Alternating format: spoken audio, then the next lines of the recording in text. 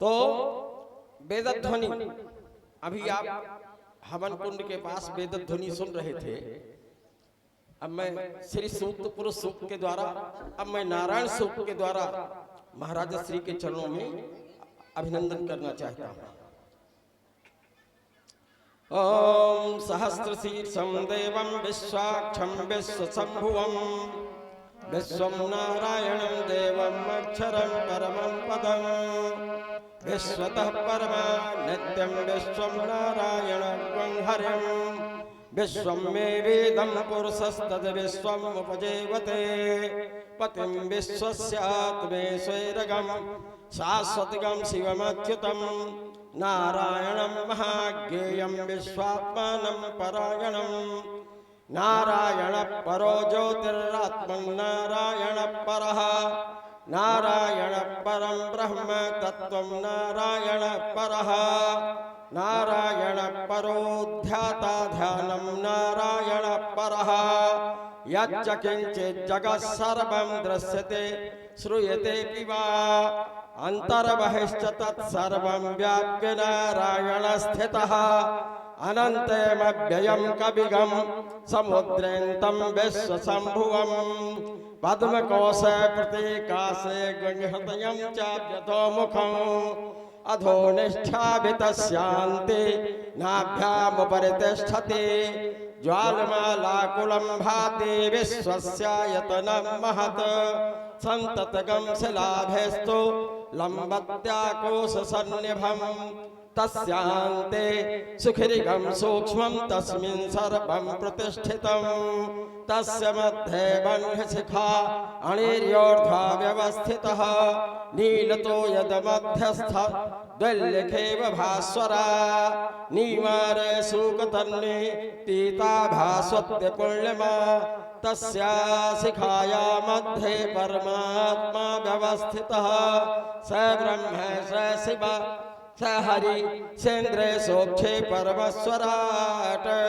ऋतगं सत्य परम ब्रह्म पुरुषं कृष्ण पिंगलम् ऊर्ध्वरे तं विरूपाक्षं विश्वरूपाय वै नमो नमः। ओम नारायणाय विद्महे वासुदेवाय धीमहि तन्नो विष्णु प्रचोदयात्। ओम तत्पुरुषाय विद्महे महादेवाय धीमहि तन्नो रुद्र प्रचोदयात्। ओम यज्ञेन यज्ञमय जंत देवास्तानि धर्माणि प्रथमानासन्न तेहनाकं महिमाना सचन्त तत्पूर्वे साध्या सन्ति देवाः। ओम राजाधिराजाय प्रसाह साहिने नमो वयं वैश्रवणाय कूर्महे समे कामान् काम कामाय मह्यं कामेश्वरो वैश्रवणो ददातु कुबेराय वैश्रवणाय महाराजाय नमः। बोलो शंकर भगवान की जय। पूज्य महाराजा श्री के चरणों में नतमस्तक विद्यार्थियों द्वारा वेद मंत्र सुनाई। अच्छा रहा दो, ठीक जय श्री राम। आए जुलाई हरे ओम सामेधाकरन् दो वसियाता घृतैर्बो धायतातिथिं आसमिन् हविया जुहोताना सो सामेधायासो चीखे घृतं तीव्रन् जुहोताना अगनाये जातावे दासे तन्तवासामिदवीरं गिरो घरेते नब्बरदया मासि भ्रे अक्षोचाजष्टिया उपतवागने हाविकमादेर्घरेता चेर्जन्तो हर्जता जोकसवासामिधो मामा हरे ओम भूर्भुवः।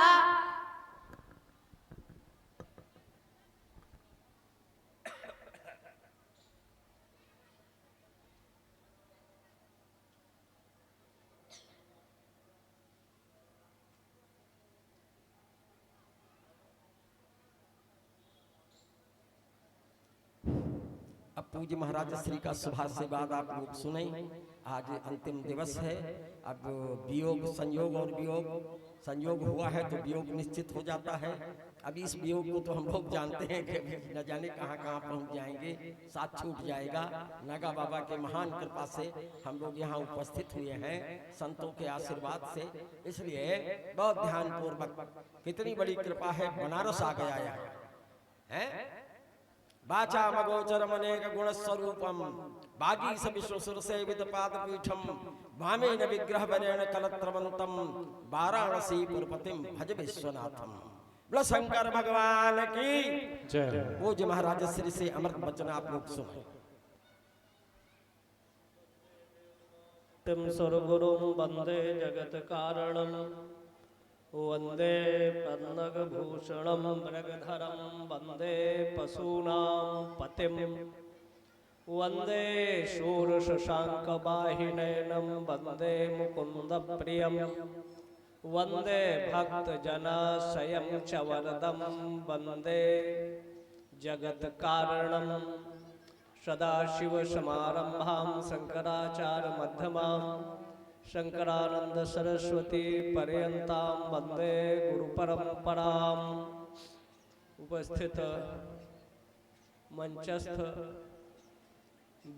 व्यास प्रवक्तागण, संचालक जी और यहाँ की संपूर्ण व्यवस्था निर्देशन पर जिनके कार्य संपादित हो रहा है, ऐसे तत्ववेत्ता डॉक्टर साक्षी चेता जी, संगीत के विशेषज्ञ मातृशक्ति, यहाँ की व्यवस्था से जुड़े हुए समस्त भक्तवृंद मातृशक्ति,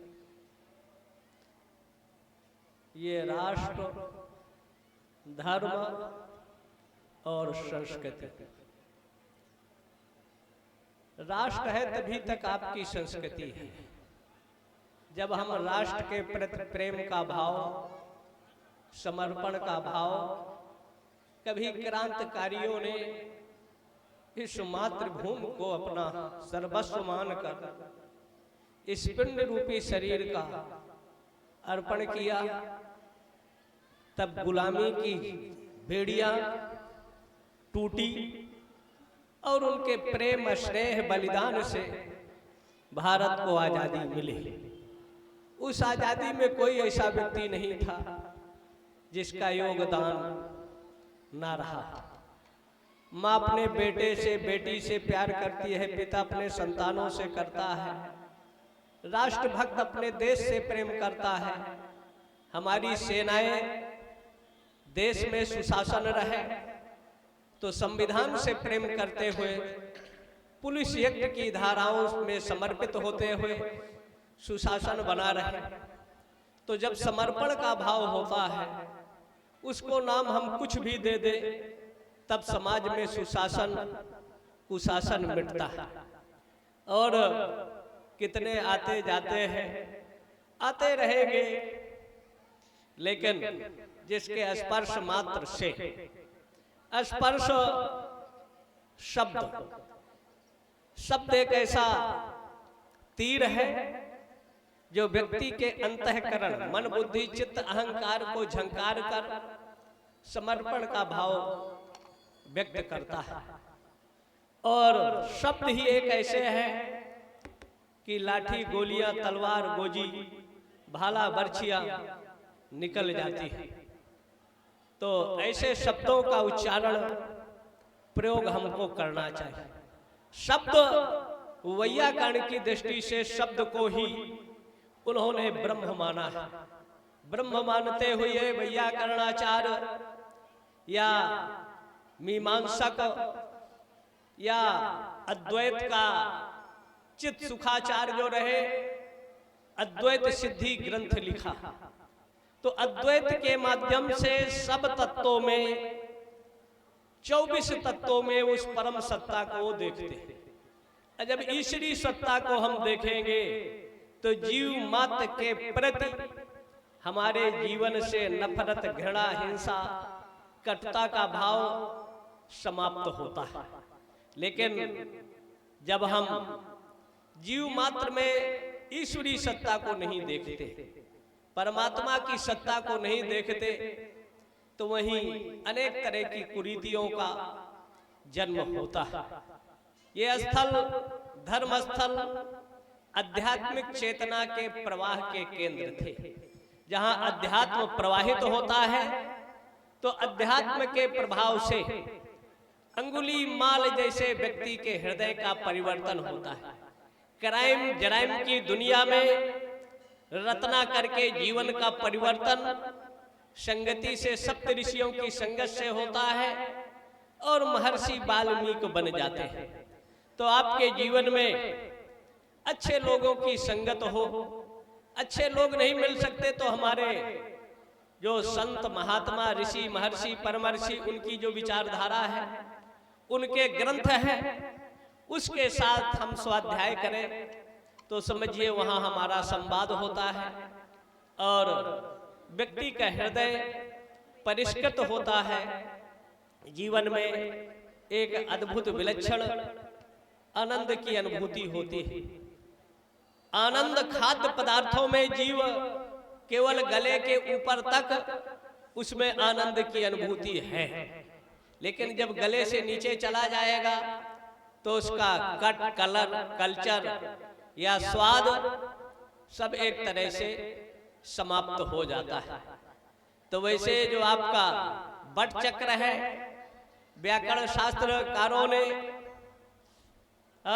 जो शब्द का उच्चारण किया या शब्द का निर्माण किया, तो आज विज्ञान का चतुर्दिक बोलबाला है, लेकिन विज्ञान सम्मत अगर कोई भाषाएं थी, कोई संस्कृति थी, कोई अध्यात्म था, वो सनातन हिंदू धर्म की विचारधाराएं और चिंतन था। मूलाधार से जब बट चक्र आपके मुख में, तो आ से लेकर आहा तक अकुह विसर्ज्या नाम कंठा, इचूसा नाम तालु, ऋटुरसा नाम दंता, उपधमनिया नाम मोष्टो, एम गणना नाम नासिका, आ से लेकर ज्ञा तक कर्म से। लेकिन अगर यही इतर संस्कृति वाले से चर्चा परिचर्चा आप करते हैं तो कहते हैं हमारी परंपरा है, और सनातन धर्म अगर अपनी परंपराओं की बात करें तो कहेंगे विज्ञान का युग है, आप लकीर के फकीर बने हुए। विज्ञान सम्मत चाहे कंप्यूटर हो या और भी अनेक तरह की भाषा प्रतिभाषाएं या कल्चर में आपके सनातन की विचारधाराएं ऋषियों ने जो शोध किया, चाहे पतंजलि ने किया, चाहे पाणिनि ने, कात्यायन, अब वैयाकरण जो उसमें कहते हैं पाणिनि कतांजलि और पाणिनि पतंजलि और कात्यायन के आदि उपदेश, 6 तरह के उपदेश का उन्होंने निरूपण किया। और उस उपदेश में आदि उच्चारण मतलब प्रथम उच्चारण का जिक्र अगर हम करें तो होगा कि पहले वो व्याकरण या योग का उपदेश नहीं। ये तर्क करते हैं वैयाकरण लोग कि आदि उच्चारण इनका तो पहला, जब शिशु इस धरा पर आता है तो रुदन करता है, तो आदि उच्चारण तो ये हुआ धात्र सूत्र गणोवादी वाक्य लिंगानुशासनम उपदेशा आगमः प्रत्यादेशा उपकीर्तता, ये 6 तरह के उपदेश। तो मतलब इन ग्रंथों में प्रवेश के लिए जब ये शास्त्रों में प्रवेश करेगा तो ये उपदेश की दृष्टि से यहाँ उसको लिया। अब बिना वैयाकरण के शब्दों का, जैसे नेत्र नहीं होगा व्यक्ति जी लेगा, कान नहीं होगा जी लेगा, नाक नहीं होगा जी लेगा, हाथ नहीं होगा जी लेगा, पैर नहीं होगा जी लेगा, लेकिन मुख हीनो न जीवती, अगर मुख ना रहे तो जीव जीवित नहीं रहता। तो ग्रंथों का मुखम व्याकरणम, ये मुख जो है वैयाकरण है, और इससे बड़ा वकील या तार्किक दुनिया में कोई नहीं रहा। 8 तरह के वैयाकरणों का उल्लेख आता है, लेकिन आज प्राय लुप्त हो गया है। 1131 शाखात्मक वेदों की ऋचाएं हैं, जिन ऋचाओं का प्रयोग हम यज्ञ में करते हैं। और उन ऋचाओं के देवाधीनम जगत सर्वम मंत्राधीनश्च देवता ते मंता ब्राह्मणाधीना, वो ऋचाएं ब्राह्मणों के नियंत्रण कंट्रोल में रहती है, जिन्होंने ज्ञान विज्ञान मास्तिक्यम ब्रह्म कर्म स्वभावजम, मतलब दुनिया को नए नए आविष्कार देने में अगर किसी ने भूमिका अदा किया तो एतद् देश प्रसूतत् सकाशात् अग्रजन्मनः स्वम स्वम चरित्रम शिक्षेरन पृथिव्याम सर्वमानवः, विश्व के मानव को नया नया आविष्कार भारत के, उनको परा कह लो अपरा कह लो या वैज्ञानिक कह लो, ऋषि कर लो, महर्षि कह लो, संत कह लो, किसी भी नाम से उनको आप व्यक्त कर लो, लेकिन सबसे अहम भूमिका भारत के ऋषियों की रही। ऋषि क्यों कहा? ऋषियों वही मंत्र दृष्टारा ना तो कारका। जैसे शब्द है, आपके पास मोबाइल की मशीन है, कोई तार नहीं जुड़ा है, चाहे अमेरिका से बात करें, चाहे इंग्लैंड से, चाहे फ्रांस से, चाहे कानपुर शहर, लखनऊ, दिल्ली, बंबई, मद्रास या आसाम का गुवाहाटी या ढाका बांग्लादेश, आपका अगर नंबर का कांटेक्ट हो गया तो सूक्ष्म तरंगों से व्यक्ति की बातें हो जाती हैं। तो आपके अंदर जो शरीर में पिंड ये है, ये एक मशीन है। 14 भुवनों में कहाँ क्या होने वाला है, ये उन ऋचाओं के अभ्यास से, उनके प्रयोग से लोग जान लेते थे।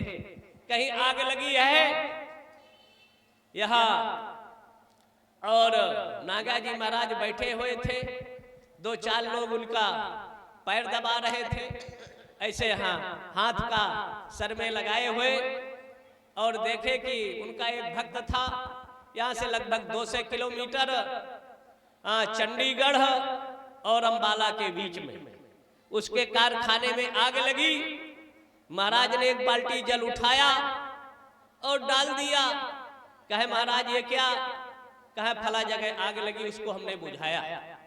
तो ये शक्तियां संतों के अंदर दिव्य प्रवाहित होती रही, और वो आप भी जैसे 24 घंटा मेहनत करो और 4 घंटा अगर विश्राम ले लिया तो 24-48 घंटे का आपका शरीर पुनः मेहनत करने के लिए सक्रिय हो जाता है। बशर्ते आप अपनी शक्तियों को, ऊर्जा को पहचान लो और जगा दो। तेजो धर्म अध्यात्म की त्रिवेणी यहाँ प्रवाहित हो रही है। एक तरफ यज्ञ, दूसरी तरफ है सत्संग, और तीसरा भंडारे आदि का कार्यक्रम। यही त्रिवेणी है, यही ब्रह्मद्रवा गंगा है, यही प्रेमद्रवा यमुना है। प्रेमद्रवा और ब्रह्मद्रवा, ब्रह्म ही द्रवीभूत होकर जब जल के रूप में प्रवाहित होता है, और ब्रह्म की आह्लादनी पराचिन्मयी शक्ति जब उससे मिलती है, तो तीसरी अदृश्य ज्ञान की अधिष्ठात्री सरस्वती का प्रादुर्भाव होता है। जब 2 विजातीय शक्तियां मिलती है तो तीसरा उसमें सृजन हो जाता है। तो धर्म, अध्यात्म और यज्ञ की त्रिवेणी जब बहती है तो उससे नकारात्मक बिंदुओं का उन्मूलन होता है, सकारात्मक सृजनात्मक शक्ति का आधार बनता है। जहां हम वसुदैव कुटुंबकम सर्वे भवन्तु सुखिनः सर्वे सन्तु निरामया, सब में हम उसी ईश्वर सत्ता को देखते हैं, तब समाज से नफरत, घृणा, कटुता का अंत होता है।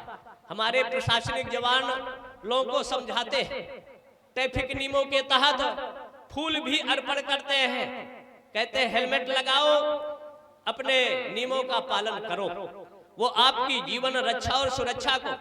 और जब आप उल्लंघन करते हो तो कभी कभी शक्ति का पालन करना पड़ता है, क्योंकि जब शक्ति होगी तो राजा या शासक जितना सख्त होगा उतना समाज में सुशासन होगा, और जितना ढीला होगा उतना कुशासन का जन्म बढ़ता रहता है। इसलिए शासन को सख्त होना चाहिए, अपराधी का मान मर्दन होने रहना चाहिए। अपराधी अगर लेकिन आज की जो संवैधानिक व्यवस्थाएं हैं, संविधान के कुछ नियमावली है, दिन रात मेहनत कर कर अगर इन्होंने पकड़ा तो ऊपर से फोन आ जाएगा कि इनको छोड़ दो। कई कत्ल किया, कई तरह की घटनाएं, दुर्घटनाएं, और जिसको जंगल में खोजा जाता था, जंजर में खोजते थे, गांव में खोजते थे, शहरों में खोजते थे, आज वो माननीय बंगलों में बैठकर सुविधाएं लेकर, तो कुछ डेमोक्रेसी में सुधार की जरूरत है और अपराधी को इतना दंडित किया जाना चाहिए। जब अपराधी के अंदर भय हो जाएगा तो अपराध समाज में नहीं होगा, क्योंकि परमात्मा का एक रूप दंड भी है। और कभी राजाओं के काल में वो दंड यतियों को दे दिया गया, क्योंकि प्रजा धर्म के आधार पर अपने जीवन का निर्वाह करती थी, कोई धर्म का उल्लंघन नहीं करता था। लेकिन भारत के डेमोक्रेसी से धर्म शब्द हटाकर धर्मनिरपेक्ष कह दिया गया। दुनिया से 2 से 15, 10-15 देश हैं, कोई ऐसा व्यक्ति नहीं होगा जिसका धर्म न मानता हो। जो धर्म नहीं मानता मतलब धर्मनिरपेक्ष। अगर आपको प्यास लगी है, आपके घर में पत्नी, बेटी या बेटा ने कहा जल ले आए, तो धर्म आपका कहता है जल ले आओ। लेकिन आप धर्म नहीं स्वीकारते तो कहोगे जल नहीं चाहिए। तो बिना धर्म के व्यक्ति को एक गिलास जल नहीं मिल सकता। तो इतना बड़ा ये जीवन है। 600 काल में 100 वर्ष, कभी तो हजारों वर्ष, और मार्कंडे का तो लगभग 2 अरब वर्ष की आयु रही। दधीच अपने शरीर को वज्र बना लिया, 1 लाख वर्ष से ज्यादा इस शरीर में रहे। इसलिए बहुत सी स्थिति और परिस्थितियां हैं। उन स्थिति और परिस्थितियों को अगर आप अपने जीवन को साध लिए, साधना का मतलब कर्मेंद्री, ज्ञानेंद्री अगर आपकी सध जाए तो दिव्य शक्तियां आपके अंदर उत्पन्न हो जाएगी। जैसे उपयुक्त भूमि में आप बीजारोपण करोगे तो अच्छी फसल आएगी। अगर उसमें नमी नहीं है, अनेक तरह के घास वगैरह है, खरपतवार, तो उसमें मूल बीज डाला गया भी आपका वापस नहीं आता। तो ये जो शरीर है, मन, बुद्धि, चित्त और अहंकार, इसके अंदर के जब आपके विकार दूर होते हैं, जब विकार दूर होंगे तो जैसे उपयुक्त खेत में बीज डालोगे तो उसका 50-100 गुना, एक गेहूं से 100 गेहूं का सृजन होगा, एक बजरे से 500 बजरे का, एक अरहर के बीज से, तीसी के बीज से या सरसों के बीज से 1000 उसमें बीज आते हैं, 1000 गुना। लेकिन भूमि उपयुक्त हो, समय पर उस पर खाद पानी दिया जाए और देख रेख किया जाए, तो ऐसे आपका जो मन है इतना ज्यादा गतिवान है, वायु भी इसको पकड़ नहीं सकती। और मन अगर आपका नियंत्रण हो जाए, मन ही हमारे सुख और दुख का आधार है। मनो मनुष्याणाम कारणम बंध मोक्षयो, बंधन और मुक्ति का आधार हमारा मन है। संसार में आसक्त मन अशांति का कारण है, लेकिन मन जब ब्रह्माकार वृत्ति में स्थिर रहता है, ब्रह्मी चेतना में समाहित रहता है, तो मन बंधन से मुक्त होता है। प्रेम और वासना में बड़ा अंतर है। प्रेम हर व्यक्ति देश के प्रति, राष्ट्र के प्रति, परिवार के प्रति करता है, लेकिन आज प्रेम की जगह जब वासना ने रूप धारण किया है तो समाज में अनेक तरह की विकृतियां समाज में निर्मित होती हैं। इसलिए हमारा सबका दायित्व, कर्तव्य बनता है, प्रेम जैसे परमात्मा अनर्वचनीय है, ऐसे उनकी जो आह्लादनी शक्ति है चिन्मयी, वो भी अनर्वचनीय है। जैसे परमात्मा का कभी विनाश नहीं होता, तो सृष्टि में उस आह्लादनी चिन्मयी आनंदमयी शक्ति ही सृजन के रूप में जब ब्रह्मा को अहंकार हुआ तो ब्रज के ग्वाल बाल सबको चुराकर ब्रह्मलोक ले गए। 6 महीना बीत गए, जब ब्रज में पुनः आते हैं तो देख रहे हैं कि वैसे ग्वाल बाल गाय सब ज्यों का त्यों, क्योंकि यहाँ परमात्मा गाय भी बन गए थे, उनकी रस्सी भी बन गए थे, बछड़े भी बन गए थे, लकुटी भी बन गए थे। तो उनके घरों में अत्यधिक प्रेम, उनके प्रति समर्पण का भाव था। और ब्रह्मा का जो अहंकार था ज्ञान का वो नष्ट होता है। तो ताही अहीर की छाहरिया छचिया भर छाज पे नाच नचावे। उद्धव जैसे ज्ञानी भगवान से कहता है इन ब्रज गोपिकाओं को समझा दो। और जब वो बद्री नारायण से परमात्मा ने उनको कहा ब्रज में जाए, और जब आते हैं यहाँ तो गोपिकाओं का प्रेम स्नेह देखकर उद्धव का ज्ञान भिद्यते हृदय ग्रंथि छिद्यते सर्व संशया, जो प्रेम के प्रति उनके हृदय की जो अविद्या की ग्रंथि थी, गोपिकाओं ने ऐसा उनके ग्रंथि को भेदन किया कि वो ब्रज छोड़ना नहीं चाहते थे। इसलिए अगर प्रेम देखना है तो ब्रज की गोपिकाएं, और वो गोपिकाएं हैं कौन? वो कभी पूर्व समय के ऋषि थे, महर्षि थे, उन्होंने तप किया और ब्रज में जन्म लेने के लिए याचना किया। और वृंदावन के वृक्ष को मरम न जाने कोई, डार डार और पात पात पर वही आह्लादनी शक्ति का नाम उन पत्तों से निस्सरित होता है। जो साधक है वो उनको साक्षात्कार कर लेते थे।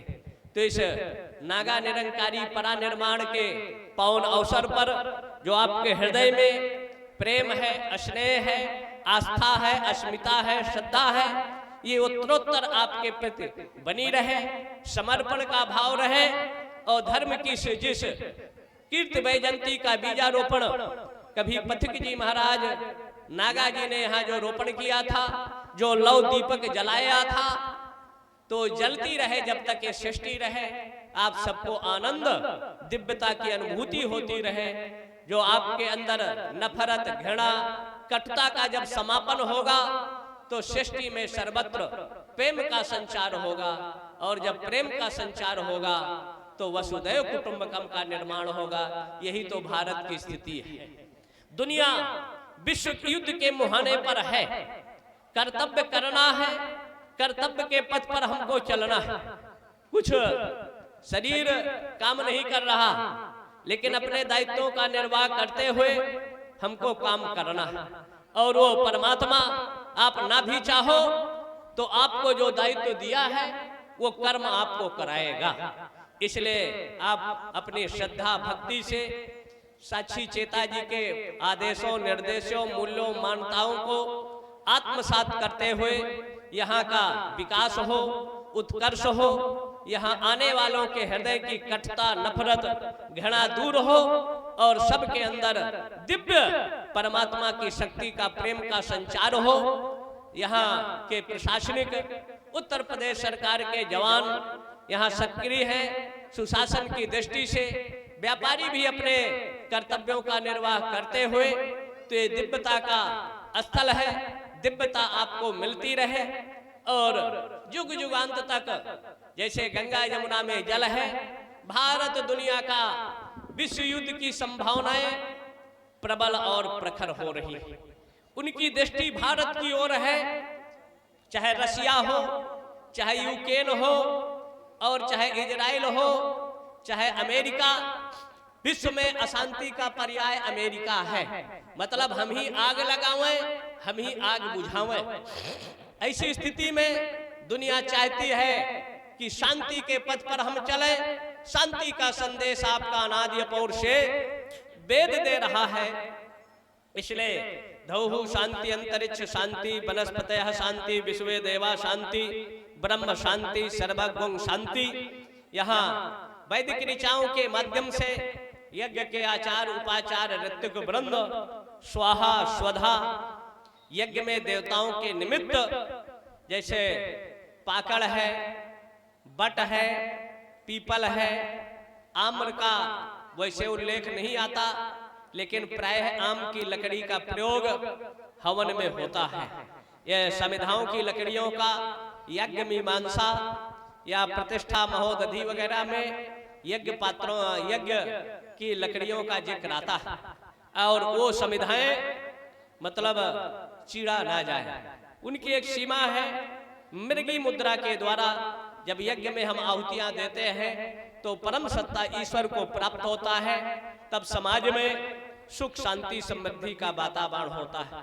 यज्ञ कलयुग का साक्षात कल्प वृक्ष है। यम यम चिंतते कामम तम तम प्राप्नोति भूतले पुमान। इस भूमंडल पर जो मनुष्य चिंतन करता है, सात्विक भाव से यज्ञ में आहुतियां देता है, तो तिभिर मासे तिभिर पक्षे तिभिर वर्षे तिभिर दिने, 3 दिन 3 पक्ष 3 महीने या 3 वर्ष के अंदर हमारी कामनाएं इच्छाओं का, हाँ, जैसे गंगा पापम शशि तापम दैन्यम कल्प तरुस्त था, पापम तापम च दैन्यम च, पाप ताप और दैन्यता ये कल्प वृक्ष रूपी यज्ञ से हम प्राप्त कर सकते हैं। जिनको संतान नहीं, यज्ञ से हम संतान प्राप्त कर सकते हैं। शत्रु बढ़ गए, उनका भी नाश कर सकते हैं। सूखा पड़ा है तो यज्ञ से हम वृष्टि भी करा सकते हैं। इसलिए कलयुग का साक्षात अगर इस धरा में कोई था, है या भविष्य में रहेगा, वो यज्ञ है। यज्ञ हमारी आस्था है, यज्ञ हमारी अस्मिता है, यज्ञ हमारी श्रद्धा है, यज्ञ हमारी भक्ति है। विखंडित विभाजित असंगठित समुदाय को एक सूत्र में जोड़ने का माध्यम भी यज्ञ है। विश्वामित्र ने यज्ञ किया, भारत से उग्रवाद आतंकवाद का शमन हुआ। पीताम्बरा पीठ दतिया, नलखेड़ा और स्वामी जी नागाजी महाराज, ऐसे विभूतियों का, विद्वानों का बीच बीच में परामर्श होता रहता था। इन वेदों के अनसुलझे रहस्यों को बताते थे कि इन ऋचाओं से ऐसा प्रयोग करो और इन समस्याओं को छुटकारा मिलेगा। ऐसे धर्म सम्राट स्वामी करपात्री जी में रहे, ज्योतिष पीठ के शंकराचार्य कृष्णमोधाश्रम थे, पुरी के हमारे निरंजन देव तीर्थ, ऐसे कितनी विभूतियां थी जिन्होंने शतमुख कोट होमात्मक प्रयोग करते रहे। भारत को आजादी मिली, लेकिन अभी आजादी अधूरी है, क्योंकि अभी भी हम विदेशियों पर आत्मनिर्भर हैं। विदेशियों का बहुत सा संविधान भारत में चल रहा है। भारत को पूर्ण आजादी जब मिलेगी कि कम से कम कैलाश शिखरासीनम कैलाश मानसरोवर भारत में पुनः मिले। भारी पानी है वहां जिससे अणुपरमाणु में प्रयोग होता है। वो जल 1 लाख से लेकर 5 लाख लीटर तक बिकता है, जिसको युद्ध में तत्कालीन प्रधानमंत्री ने कहा यहाँ तो कुछ है नहीं, हाँ थोरियम है, बहुत से ऐसे खनिज पदार्थ है, बॉक्साइट है, हाँ बहुत सी ऐसी चीजें हैं।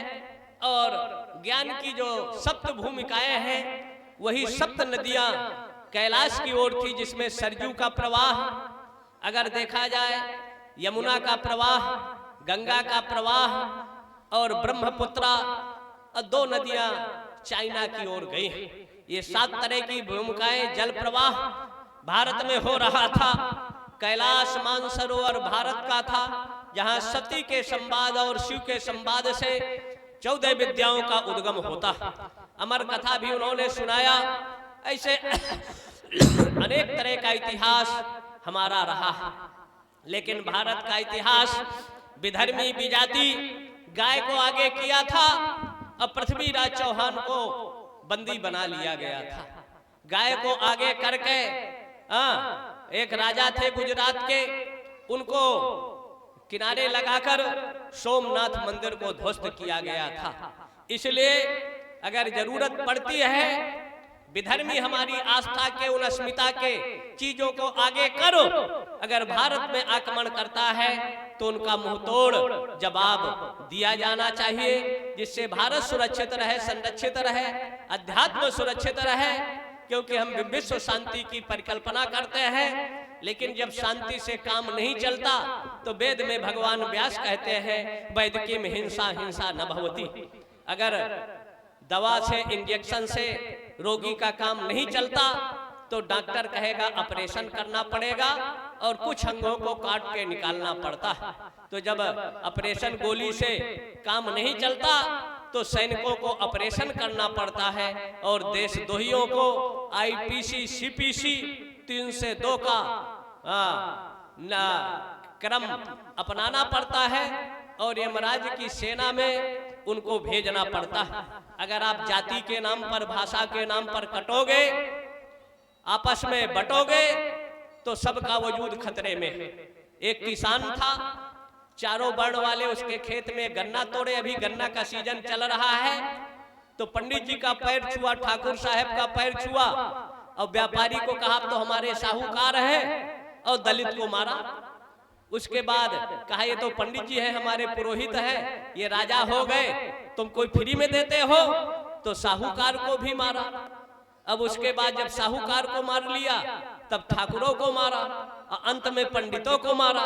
एक आदमी चारों को जातिवाद का विष घोलकर चारों को बारी बारी से मार लिया। तो ऐसे कुछ आस्तीन के सांप हैं इस देश में जातिवाद, भाषावाद का विष घोलकर सनातनी हिंदुओं को, चारों वर्णों को आपस में लड़ाने का प्रयास कर रहे हैं। ऐसे कपट कलेवर का भेष धारण करने वाले इन विधर्मियों से आपको सावधान रहना चाहिए। सब एक रहोगे तो सुरक्षित रहोगे, भारत अखंड रहेगा। कौरव और पांडव थे, एक तरफ 5 और एक तरफ 100। जब कौरवों को ये 6 लोग, दुर्योधन, नकुल, भीम जैसे लोगों को, भीम नहीं, दुर्योधन, कर्ण जैसे लोगों को बंदी बनाकर ले जाने लगे। ये खबर धर्मराज युधिष्ठिर के पास जब गई, तो उन्होंने भीम और अर्जुन को कहा, क्या देखते हो, ये हमारे चाचा के ही लड़के हैं, जाओ इनकी मदद करो। और वो गए, गंधर्वों से कौरवों की रक्षा किया। तो आपस में हम लड़े ठीक है, लेकिन अगर तीसरी शक्ति के साथ झगड़ा है तो हम सबको एक रहना चाहिए। और अगर एक रहेंगे तो सुरक्षित रहेंगे, संरक्षित रहेंगे। अब भारत का कोई बाल बांका दुनिया की शक्ति नहीं कर सकती। सर्वे भवन्तु सुखिनः, सर्वे सन्तु निरामया, सर्वे भद्राणि पश्यन्तु, मां कश्चित् दुर्भाग् भवेत्। 2 मिनट भगवान का नाम। श्रीमन्नारायण नारायण नारायण, नारायण नारायण नारायण, भजमन नारायण नारायण नारायण, नारायण नारायण नारायण, बदरी नारायण नारायण नारायण, सृष्टि नारायण नारायण नारायण, भजमन नारायण नारायण नारायण। धर्म की जय हो, अधर्म का नाश हो, प्राणियों में सद्भावना हो, गौ माता की जय हो, भारत माता की जय हो, यज्ञ भगवान की जय हो।